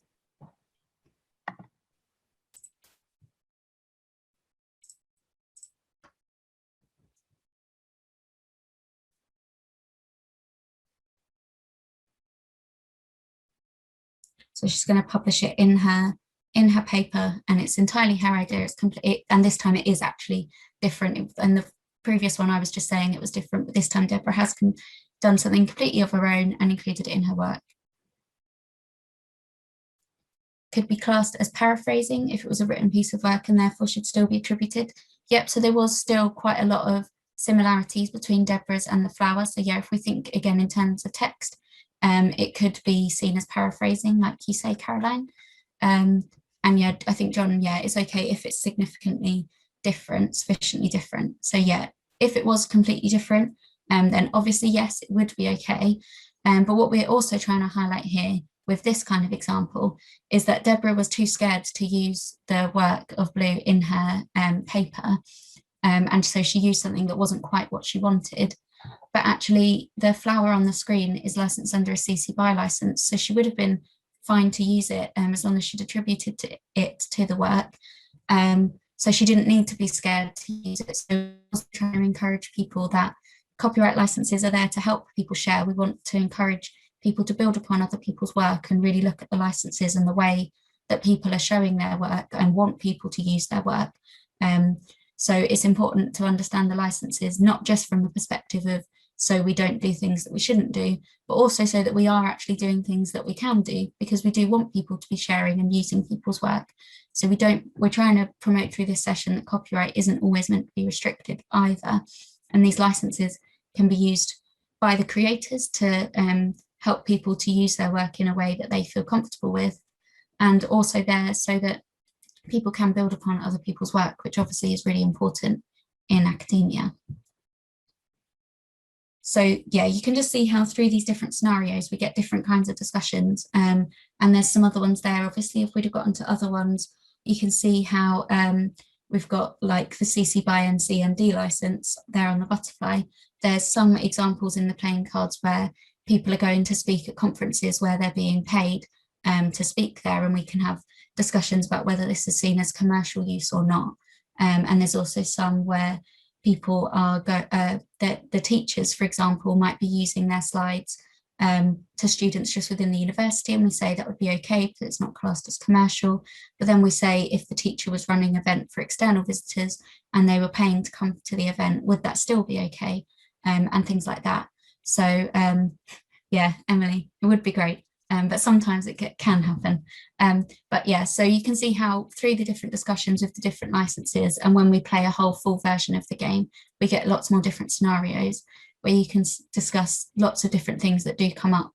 And even if we don't have that exact scenario as the facilitator, we can kind of say, yes, this one was okay. What would have happened if they'd put this slightly different license on? And then we think about whether that would be okay or not. So really the drawing task as we've done today and the Play-Doh task as we do in the live session is just to kind of an icebreaker, and then it's the discussion that really brings all of the learning really.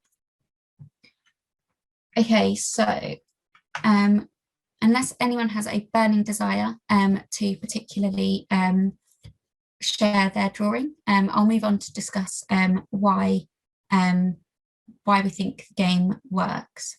So I've hinted at some of these bits already.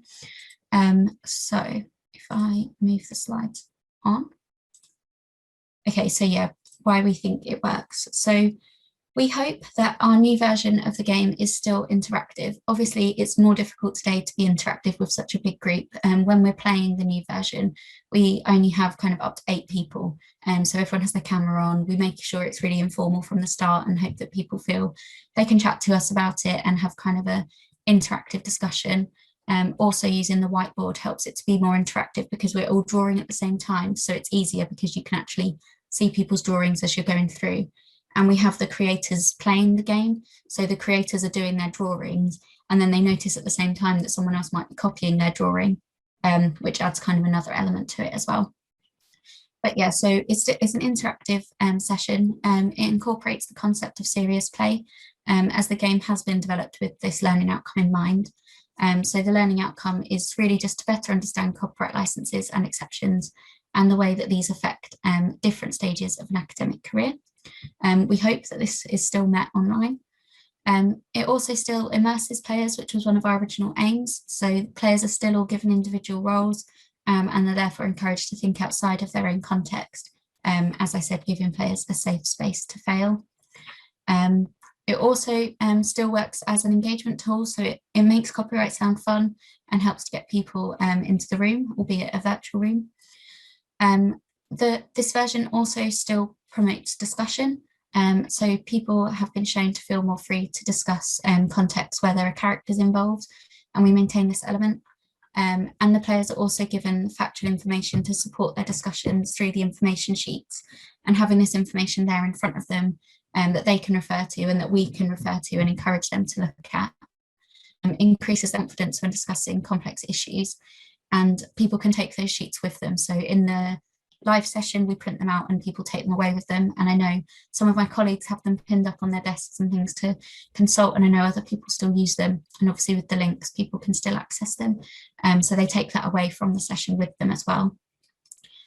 And also the okay and not okay poll helps with the discussion. And as I said earlier, the deliberately somewhat vague terms make it clear that copyright can be a grey area. And we really also try in the discussions to sort of say, well, it's kind of open to interpretation, and we try to stop ourselves as a facilitator, except in those situations where obviously it would just be wrong, from saying, no, this would never be right, and kind of trying to think around it as well. Perhaps most importantly though, the online version still shows copyright as an enabler of creativity. So like I was just saying, this was an important original aim of ours, as we really wanted to highlight that copyright licenses and exceptions can be used to ensure that work can be built upon, but in a way that is fair and acceptable to the creator. So when we have creators in the game playing, we sort of say to them, what do you think about this? Are you happy with how they've used your work? Would you, if this was a piece of work that you'd written, say, would you be happy with how they'd used it? And sometimes we get some good creators who are like, I'm outraged at how they've used my work, and really get into character. So it helps with the fun of the session as well. But it does help to kind of put yourself in the shoes of the creator, especially for early career researchers and PhD students who might not have had that experience much in their career yet of people using their work. So it helps with that. And it also allows for a better understanding of how copyright affects different people in different ways, allowing participants to put themselves in the shoes of others, which can be crucial, as we all know, when making copyright decisions. So imagining yourself as the person that created it. And finally, while we definitely do miss the Play-Doh, we found that the online version does keep the fun of in-person gamified teaching and does provide memorable events for participants, especially in the face of countless Zoom webinars. Hopefully this kind of session is one that they will remember. Just have a quick look at if you are interested in finding out any more about Copyright Dough, all of the materials for the original game are available under a CC BY license on Figshare, and you can also read more about the development of the game in our project report in the Journal of Information Literacy. The materials for the online version haven't yet been uploaded to Figshare. As I said, they haven't yet really been created, as we're still just using the original cards. But this is something that I do hope to do in the future. But in the meantime, if you do want to run an online version, please do feel free to adapt any of the materials that I've put there on Figshare, or create your own, whatever works. Okay, I'll stop sharing my screen just because it's easier then to see you all and see the chat. Just looking back at some of the. Did anybody have any questions at this stage? Sorry, I know I'm a bit short on under on my time, but maybe we could have a break for the next one. But if anyone had any questions, let me know. Sorry, it doesn't look like there's any questions, but there's lots of really positive comments in the chat. I think everyone found it fun to play and see it as a really good way of highlighting the differences between the different licenses and the varying degrees of restrictions. Thank you very much, Hannah. If no one does have any other questions, I'll introduce our final speaker. Thank you. Our final speaker today is John Kelly. He's subject specialist in law at JISC. So John helps JISC members to understand and navigate legal obligations when deploying their technology-based strategies. And John's going to talk today to us about the accessibility regulations and what needs to be in place.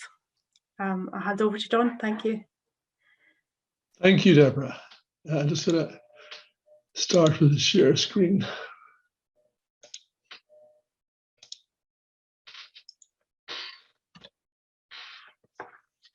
Yes, indeed. And I have to say, I think that copyright game has to be good for students and learners. I mean, for someone it's obviously, we're all interested in copyright, but for people who aren't, and that's the sort of thing is really going to be helpful, I think. And it looks good, and we're going to have another look at it.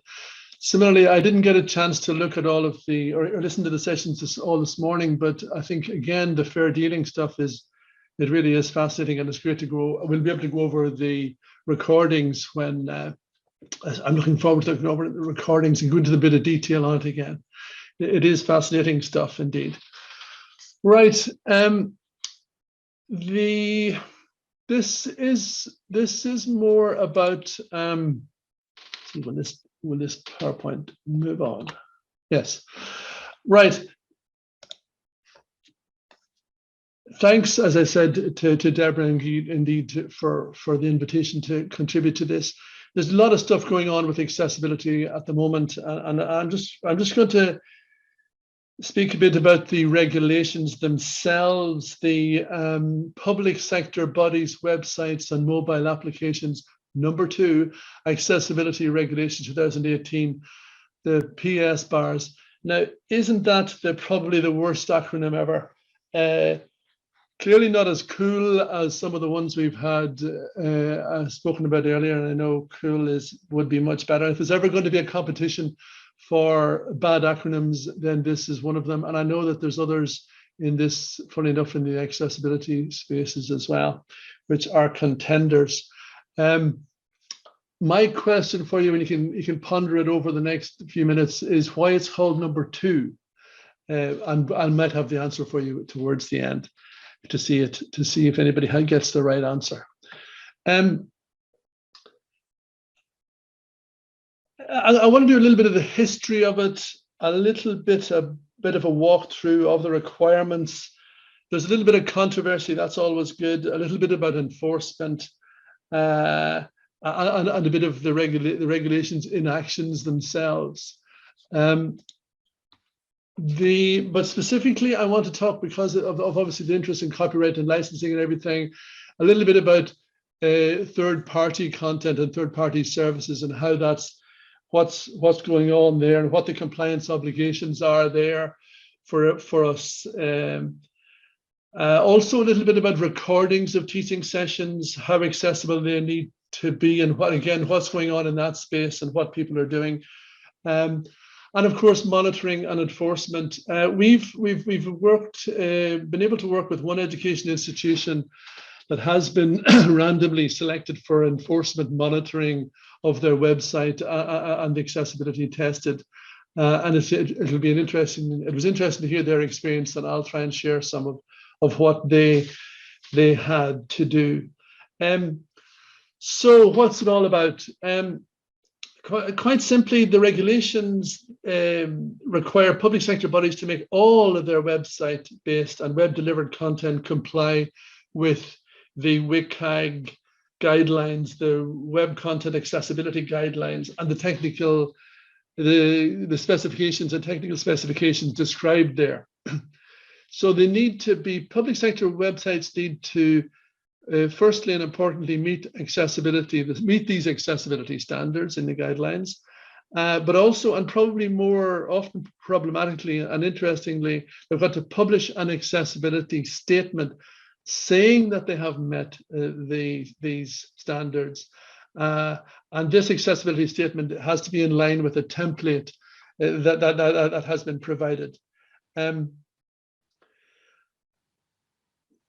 So you need to publish an accessibility statement to explain how accessible your website is, where the failures are, and when these will be fixed. So that's all seems very straightforward. The regulations came into force in 2018 with phased introduction of the deadlines for compliance. And interestingly, and rather excitingly, the last deadline is this month, the 23rd of June, which I think is a week away, isn't it? And that's for mobile apps. From that date, mobile apps will come within the scope of the regulations. And if we have enough time, I'll talk a little bit about the apps at the end, because that has been updated, some of the guidance on that. In terms of enforcement, the CDDO, the Central Digital and Data Office, used to be called Government Digital Services, but now they call themselves the Central Digital and Data Office. And they're part of the Cabinet Office, and they're responsible for overseeing the monitoring and compliance with the regs. Of course, education has been very familiar with accessibility and accessibility requirements for some time. We've had the duty to make reasonable adjustments under the Equality Act. The criticism from some quarters has been that accessibility was seen as something that was done for disabled students and staff members. It was quite a niche thing. The 2018 regulations are different in that they clearly now require us to make all website content meet accessibility standards for everyone. As I said, right from the start, the regulations produced some controversy. Some of the definitions were open to interpretation. They divided people.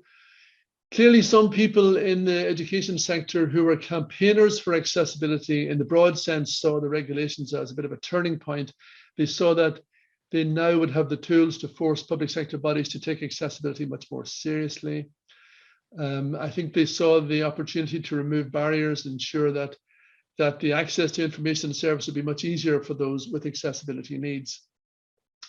Interestingly, the reaction from a number of universities right away was to claim that the regulations didn't apply to them because many of them didn't want to be considered public sector bodies for a number of reasons. And after some back and forward and toing and froing, it's now fairly broadly accepted that most higher and further education providers are considered to be within the scope of the regulations. We have guidance on the interpretation of some of the definitions in the regulations, and that's on our website, I think JISC/accessibility or JISC.ac.uk/accessibility should be, a lot of the links to that are there. But it's one to keep an eye on about whether in fact an institution is a public sector body within the terms of the regulations or not. It's also was widely considered that the regulations don't really reflect the complex use of websites and web-based content that goes on in education, particularly content that's used and reused in VLEs and virtual learning environments, for example. And I think that also is one that we should really have to, I'd really like to hear your thoughts and views on as well. But the one that I suppose also considered, takes a lot of thinking through is about what about third-party content? What about content you buy in? Obviously, the reality is that a lot of content is owned by others, by publishers, media companies, etc., and that all comes with the restrictions how it can be used. There's very much dependency on the supplier. Strictly, the supplier doesn't have any legal obligation under the regulations to make their content accessible. The regulations place the legal obligation of compliance on the public sector body, the college or university. However, if you haven't funded or developed the third-party content and you don't control it, there is an exemption. But if you've made decisions about it, for example, by commissioning it or specifying it, the content is caught by the regulations. And as I said, part of the compliance is you must produce an accessibility statement for that content, and that it needs to include the details for third-party products and platforms, etc. In fact, it's interesting to see also that the CDDO had in the past said that just by buying or licensing a third-party product, that could be considered to be funding it, and that would oblige you to meet the accessibility requirements for those materials. Now, I think that hasn't been tested, but I think it's one of those things that might be tested, and it'll be interesting to see how it works out. There's obviously still a lot to be done in terms of buying and licensing third-party products such as ebooks and journals and other things like HR systems, for example. And it puts a bit of an onus on us all to build accessibility into, and that's the good part of this, really. It puts an onus on us all to build accessibility into the procurement process, to make sure that anything we buy meets accessibility standards, and the suppliers understand and know what we need and want in this space about accessibility. The JISC hosted accessibility community has done a lot of work on procurement and about statements and how that's the place to get more information, really. And as I said, all of that can be accessed from JISC/accessibility. The next one is video captioning. As I said, we're all, everyone's increasingly recording and reusing teaching and learning sessions, and in the universities and colleges, there are thousands of staff uploading recorded content on a daily basis, and in terms of things like lecture capture. For these recordings, the guidelines, that's the WCAG guidelines, state fairly boldly that compliance requires 100% accurate captioning as well as audio description for them to be accessible. Now, clearly, the cost of all of that is prohibitive, and so what's to be done? What's the reasonable way forward? I think that again is one of these things which caused a certain amount of friction in the sector, and it's obviously still going on. There's no perfect solution to it yet, but part of the solution and the guidance is to concentrate efforts and resources on where you can add significant value for large numbers of students with disabilities. So the folk that are going to need it, really, it should be done. And if it's current and you have it's being used in teaching and learning currently, then that really has to be where you should focus on making content and ensuring that's captioned. That's the fairly widely accepted approach. Obviously, the legal side comes into it, and within the regulations, there's what's called a disproportionate burden claim. So you can say that you can make the case that reaching 100% accuracy for all recordings would be a disproportionate burden, and there's a process for that, and you've got to be able to, I suppose, stand over your decision in that sense. I suppose what we wants to be avoided is we don't want to remove great learning content just because it's difficult or impossible to make it 100% compliant. I think everyone accepts that. I think that's the accepted way forward, and I think we'll come on to monitoring and enforcement. And I suppose the first thing I would say is that, my experience of working with the CDDO, is that they really want people. They don't want to be bringing people to the next level of enforcement. They really want you to move ahead with making an effort. And I think once they see an effort to be, have a structure and a plan for stuff that isn't content, that's really where that's the tack they're taking at the moment anyway. That may change, of course, but that's certainly the impression from the start. And as I said, the Central Digital and Data Office, they're part of the Cabinet Office. They're the body that's responsible for monitoring compliance of the regs. And there's certainly a lot of curiosity about how it's being done. We've been working with one education institution that has been randomly selected, as I said. They were given a tight window of 12 weeks to respond to a report, and they didn't really have the necessary in-house expertise. This is what a quote from what they said: "It was unclear where on our website we were failing to meet the standards and how.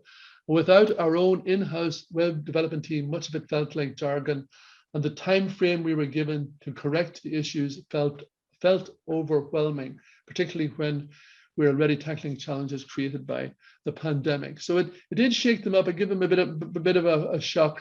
And I think as I said, what the CDDO wanted to see was that the college was prepared to tackle the issues and had a plan in place to remedy their inaccessible content.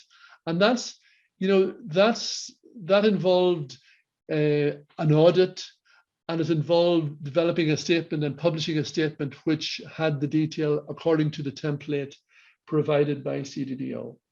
And I think that the CDDO, as I said, that's their approach to it at the moment. They really want to make sure everybody has a plan, is on the right journey, and it doesn't look like they have the resources or the will at the moment to actually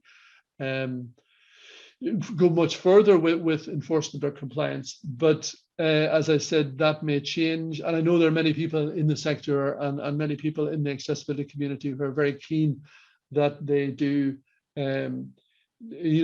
concentrate more and more on enforcement. The other thing then, which as I mentioned, is about applications.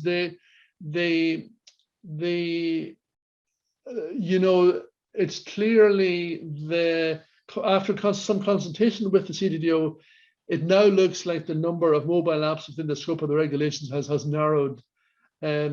So in order, I suppose, the important thing is that to come within the accessibility regulations, a mobile app needs to be designed and developed by or on behalf of a public sector body. So you have to have some influence on the development of the app itself in order for it to come within the regulations. And it has to be used for the use of the general public. As I said, the CDDO state that apps for specific defined groups such as employees or students are not covered by the accessibility regulations.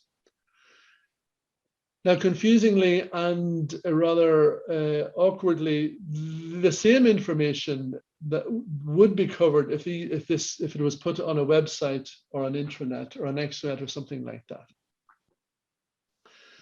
Of course, apps are still covered directly by the Equality Act, the Public Sector Equality Duty, and other regulations which state that all technology procured and as such, the public sector has to be accessible. So those are the issues with that.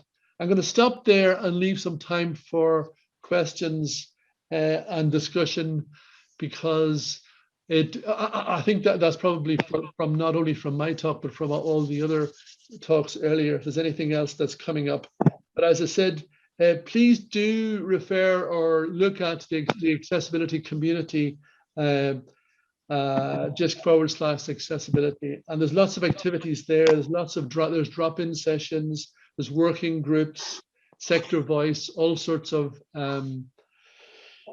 get involved. And as I said, there's lots of valuable information being shared by others who have the same exact problems and issues. And it's great to see that. And it's great to see it in this environment. Deborah, back to you, I think, is it?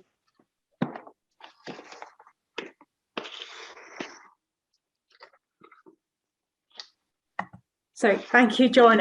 If anyone has any questions on John's presentation, if you feel free to put your camera on and unmute and ask those questions, or raise your hand, and also or put things in the chat. One thing I was interested to know was, obviously, John, from your experience at institutions, is really the handling of ensuring compliance with these regs being done at a central level, or in some respects is it down to the people creating content to make sure what they're doing is accessible? I think I'm starting to see my camera. I think there's a mixture. Clearly, some institutions are very much up to speed with I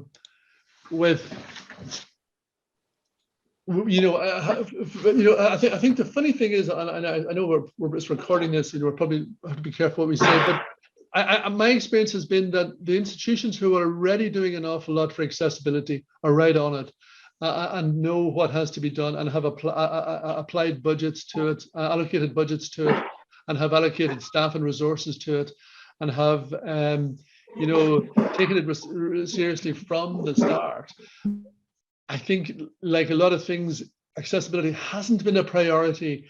It's one of those things which is put in a niche and in a corner and given to some individuals who are very enthusiastic about it.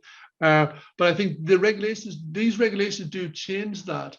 They really make they give it increased risk, I think, and I think that has to be taken seriously, because someone with accessibility needs now, they can very quickly see that content they're being expected to consume and use isn't accessible, and that's that, and they know that the requirement is there, that it has to be.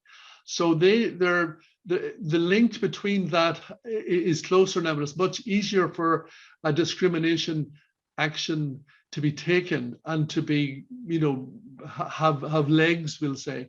And I think that's where institutions have to be very careful, in my view. But we're also working with some student bodies who are very, have a strong view on it, and really are quite, I suppose, agitated by the requirements. And it'll be interesting to see how that all plays out. Anna, Emily has her hand up. Yeah, have I come on? Yep. Good. John, I think just as someone who's been dealing with this in my admin capacity, my observation would be that this initiative just does not map onto the expectations on academics, particularly regarding video captioning. I think there's lots of low-hanging fruit that we can do very readily, actually, just to be clear about that. But it's the video captioning where I think that there seems to be an assumption that academics have endless amounts of time, that we are sitting around twiddling our thumbs, and that being required to caption our videos is just something that we can very readily work into our timetables. I'm dealing with colleagues who are burnt out after the last year, who, I've got many colleagues now going on sick leave because of their workloads. I'm speaking of academic staff. I'm sure people who are in libraries and professional services and so forth have had similar experiences. And I think the problem with what you've presented, sort of coming from that central body whose name I can't recall, is that, and that quote you had from that institution talking about the timelines and the jargon and so forth, it just really concerns me that that this project, rather than being something that people will approach with sort of a degree of positivity and vigor, is so out of step with workloads and resourcing that in actual fact it becomes easy just to avoid it. That would be my concern. And certainly with captioning, one of the concerns that's been raised by numerous colleagues is that one of the things we are trying to do constantly in law is to say, do not make a transcript of the lectures, do not just hang on every word of the lectures.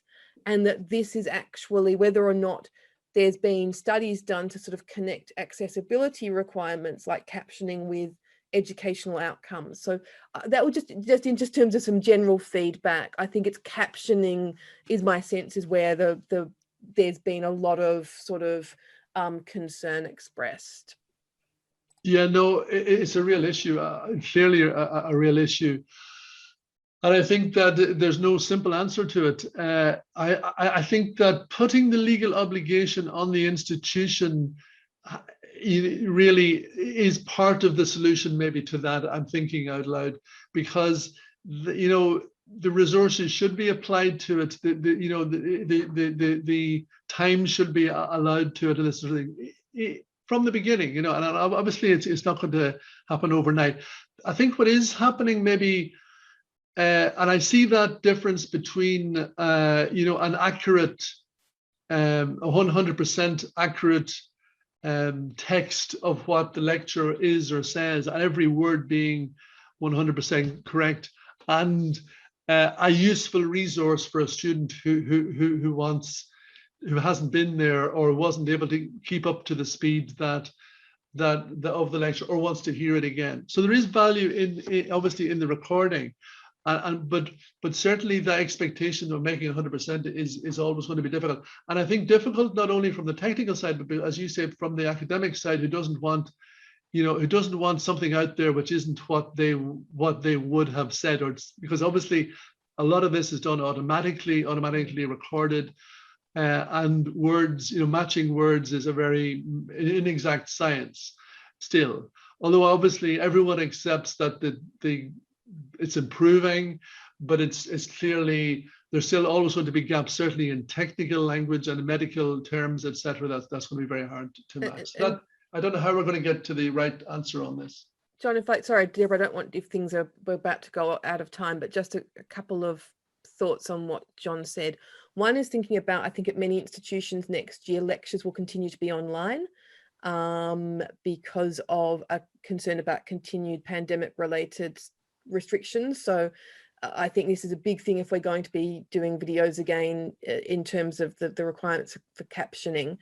I think that one of the things that we've discussed in the law school is auto-generated captions, but then like crowdsourcing, right? The students can correct the captions as they're listening to the videos, which actually might have some educational value, but also means that we're not having to, as academics, find the time. That said, King's, I should also say, has also got a really big project to pay for captioning, retrospective captioning of videos.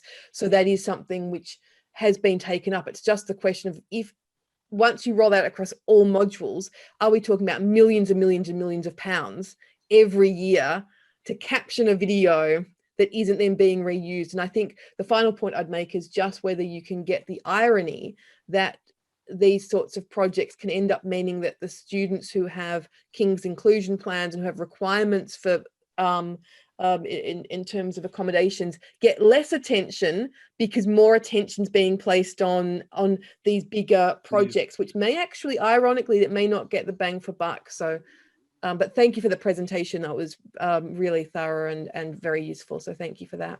Thank you Nice to speak to you. Okay, well, if we don't have any further questions either for John or any of our other speakers, then I'll just sort of make some closing remarks. It's been a really interesting morning. We started off the day with hearing from Chris and Jane about communities of practice, which incorporate groups like SCURL and the new alt Copyright and Online Learning Special Interest Group. I think we all benefit from the types of discussions we've been having today on copyright issues. A fascinating talk from Emily about copyright exceptions and fair dealing, which is something I think will continue to develop, and hopefully we'll be developing new norms and continuing some of the practices that we've developed during the pandemic. to thank Hannah for a really fun session, looking at playing the Copyright Duel game, but in an online format. I'm hoping that that's something that we can maybe try out at my own institution with some of my library colleagues, because we're always looking for more engaging ways of teaching people about copyright. And finally, hearing from John on the accessibility regulations, it's interesting to have another topic that's not solely focused on copyright. I would say thank you to all the speakers, and also I'd like to thank Greg Walters and Eugene Stoica from University of Glasgow and University of Edinburgh respectively, who have helped put this programme together, and also to Gillian Daly from SCURL, who had dealt with all the getting the event up and dealing with all the registrations. So thank you everyone.